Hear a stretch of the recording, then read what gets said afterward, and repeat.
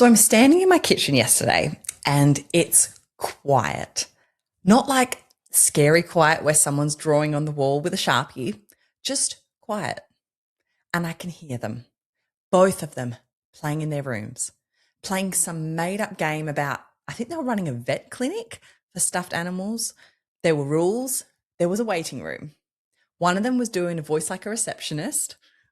I don't even know where they learned that. And I just stood there holding my coffee, which was hot, by the way, still hot. And I thought, when did this happen? When did school holidays stop feeling like something I had to survive? Because I remember what it used to be like. I really do. And it wasn't this. 4 years ago, my youngest was maybe 5 or 6 months old. My oldest had just turned 2. And school holidays, well, she wasn't even in school yet. So every week was school holidays, really. But I remember that stretch, that long stretch of days at home with both of them. And the days were so long. Like, when you check the clock and it's 10 a.m. and you've already done breakfast, changed 2 nappies, cleaned up yogurt off the floor, had a meltdown, mine, not theirs, and it's only 10 a.m. And you think, right, now what do we do? I used to Google stuff like activities for toddler and baby, and the ideas were always rubbish. Mate, my toddler would tip it over in 4 seconds and the baby would eat whatever was in it. So that's not going to work, is it? I tried play dates, but getting 2 kids out of the house felt like packing for a holiday. The nappy bag, the snacks, the change of clothes, the spare change of clothes for the spare change of clothes. And then you get there and the baby needs a feed and the toddler has a tantrum because someone looked at her water bottle. And you drive home and think, why did I even bother? The hardest part, and I don't think I said this out loud enough then, the hardest part was that they couldn't play together. Like, I was it. I was the only source of fun in that house. If I wasn't on the floor stacking the blocks or reading a book or singing some song for the 400th time, nothing was happening. The baby couldn't do anything. The toddler didn't want to do anything on her own. And I felt like a kid's entertainer who hadn't signed up for the job. No costume, no pay, no break. Just me on the lounge room floor with a baby on my lap and a 2-year-old going, Mummy, Mummy, watch this. I was watching. I was always watching. I was so tired of watching. And the age gap thing. So there's 1 year and 11 months between my two, which people love to comment on, by the way. Oh, you'll have built-in best friends. And yeah, cool, thanks. That's great news for future me. But right now, me has 1 kid who can't walk and 1 kid who won't stop running. 1 who naps twice a day and 1 who's dropped naps completely. 1 who needs pureed food and 1 who only eats chicken nuggets. Nothing lined up. Nothing was in sync. And I thought, God, I've made a mistake. Not having them, I never thought that, but having them this close. I thought maybe I'd got the gap wrong. Maybe it would have been easier with more space between them. I want to be honest about that because I did feel that. And I felt awful feeling it, like I was ungrateful, like I should just be happy I had 2 healthy kids. And I was happy somewhere underneath the tired. But on the surface, on the day-to-day, in the trenches surface, it was just hard, really, really hard. And no one tells you that the close age gap is an investment that doesn't pay off for years. They just say built-in best friends and walk away. Thanks for that, Linda. So fast forward, these school holidays, my girls are 4 and 6 now, and something has shifted. I don't even know when it happened exactly. It wasn't one big moment. It was more like I just looked up one day and realized things were different. They play together now, like actually together, not just in the same room doing separate things. They make up games. They build cubby houses out of couch cushions and blankets. They play shops, and one of them is always the boss. Guess which one? They do dress ups. They chase each other around the yard. They sit and draw next to each other, and they talk to each other like real little people having real little chats. The other day, I heard my 6-year-old explain to my 4-year-old how to play a card game, and she was so patient, more patient than me, honestly. She was like, no, you've got to put that one there. Yeah, good job. And I just stood in the hallway listening, and my chest went all tight. Not in a sad way.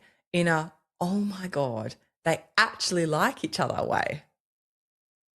And the thing that gets me the most, the giggles. Oh my gosh, when they're playing and I hear them both crack up laughing at something, some joke I'm not part of, some silly thing that only makes sense to them, that sound, that is the best sound in the world. I'm not even being dramatic.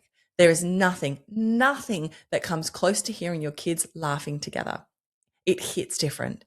It hits you right in the guts because you remember when it wasn't like this. You remember the hard bit.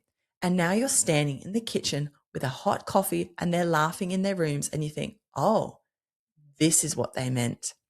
This is the bit they were talking about.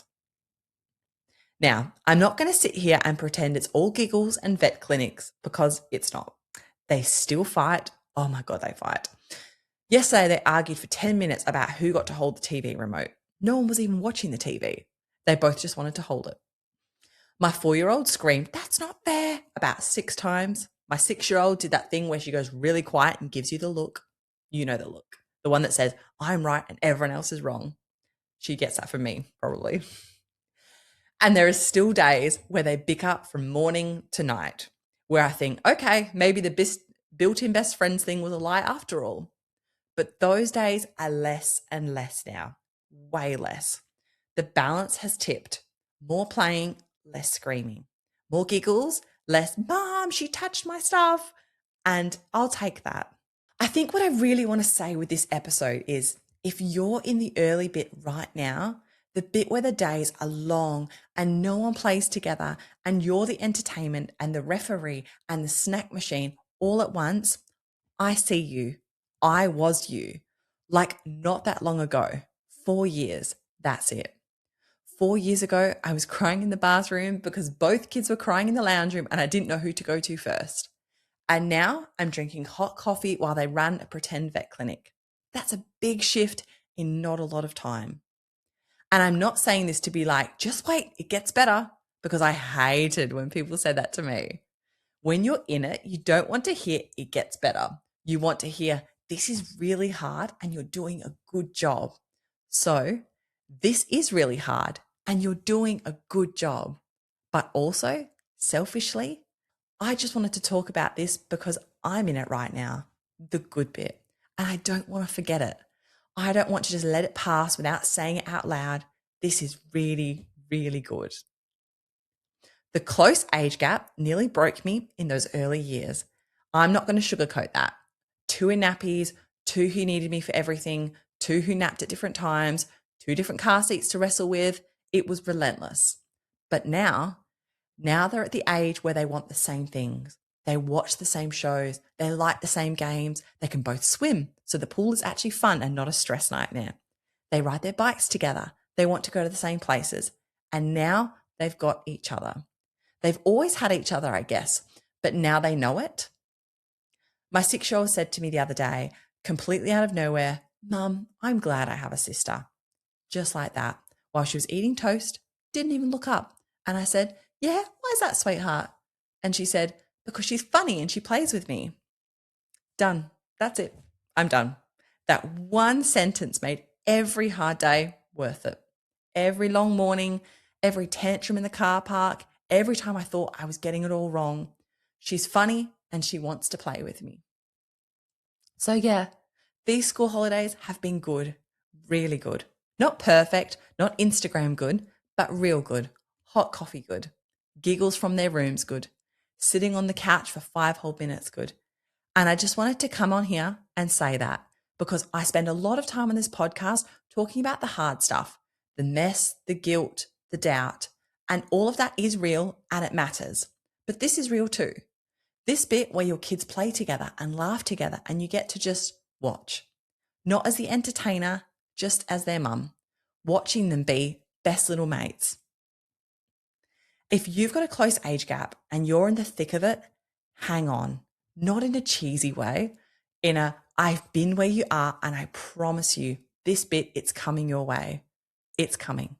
And when it arrives, you'll be standing in your kitchen holding a hot coffee, listening to your kids laugh, and you'll feel it right in your guts and you'll think, oh, there it is.